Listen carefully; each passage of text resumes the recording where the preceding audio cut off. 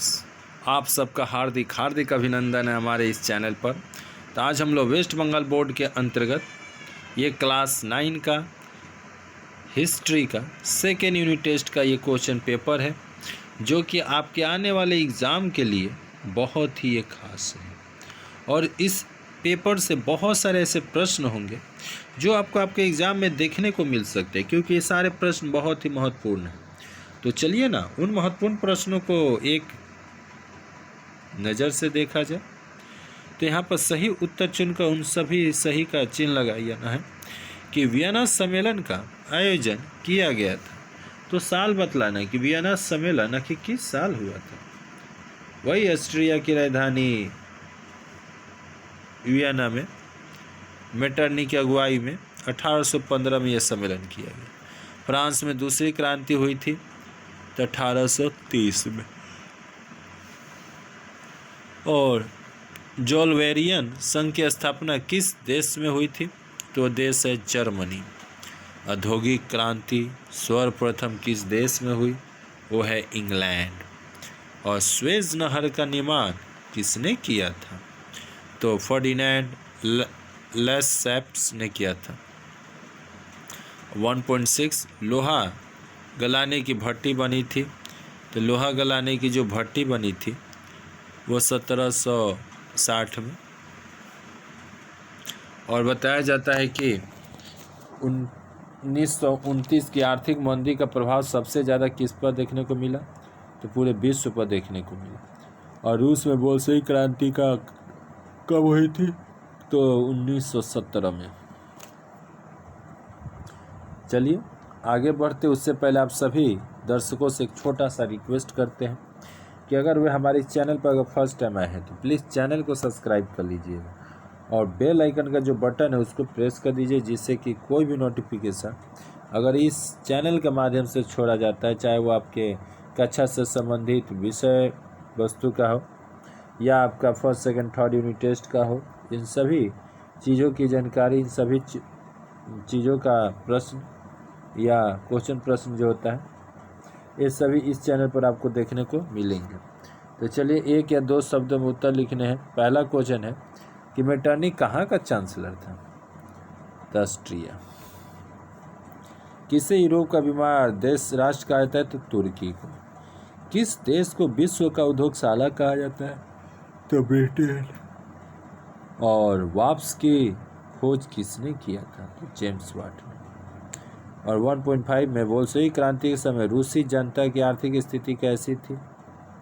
ये आप लोग को बताना है। और जैसे 2.2 में जाते हैं तो यहाँ पर आपको सही और गलत का चिन्ह लगाना है कि लिप्जिंग का जो युद्ध हुआ था 1813 में, वो सही या गलत? तो सही हुआ था। यंग इटली का संस्थापक कौन था? तो मेजनी। भी सही हो जाएगा।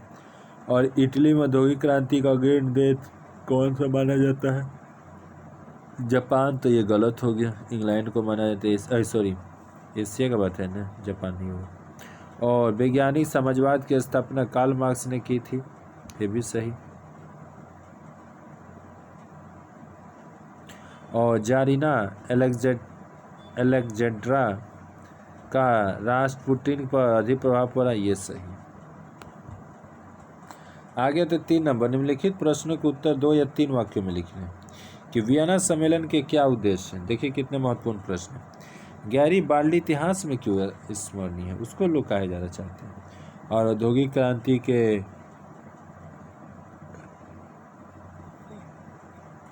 क्रांति के इंग्लैंड में प्रारंभ होने के 2 कारण बताने कि आखिर औद्योगिक क्रांति सबसे पहले इंग्लैंड में क्यों शुरू हुई। और औद्योगिक क्रांति के फलस्वरूप समाज किन 2 श्रेणियों में बट गया, श्रेणियों में। और 3.5 में देखिएगा, प्रथम विश्व युद्ध में तुर्की के प्रवेश का वर्णन कीजिए। और राष्ट्र संघ के 2 उद्देश्य को लिखिए। राष्ट्र संघ का क्या उद्देश्य है? जैसे आगे जाते हैं, निम्न प्रश्नों के उत्तर 7 या 8 वाक्यों में लिखने हैं, जो 4 नंबर वाला है कि इटली के एकीकरण में काबुल की योगदान का वर्णन कीजिए। और 4.2 में औद्योगिक क्रांति के फलस्वरूप सूती वस्त्र उद्योग के विकास का वर्णन कीजिए। 4.3 स्पेन के गृह युद्ध की प्रकृति और महत्व पर प्रकाश डालिए।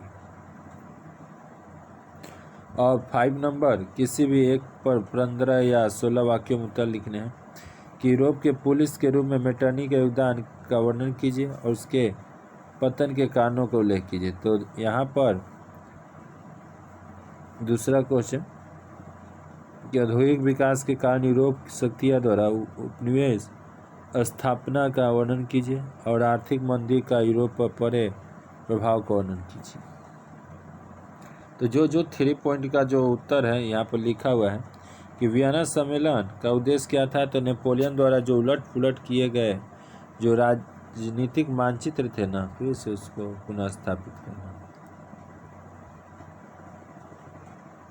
और 3.2 गैरिबाल्डी इटली का एक महान क्रांतिकारी है जो रेड शॉर्ट यानी लाल कुर्ती नामक दल का गठन किया और मैजनी के यंग इटली का सदस्य भी था। औद्योगिक क्रांति के फलस्वरूप समाज 2 वर्गों में विभक्त हो गए। एक और तरफ शोषित वर्ग जो कारखानों के मालिकों द्वारा दूसरे का शोषण किया जाता है। तो दोस्तों इस वीडियो में इतना ही, फिर मिलते हैं किसी नए वीडियो में। तब तक के लिए जय हिंद, जय भारत, वंदे मातरम।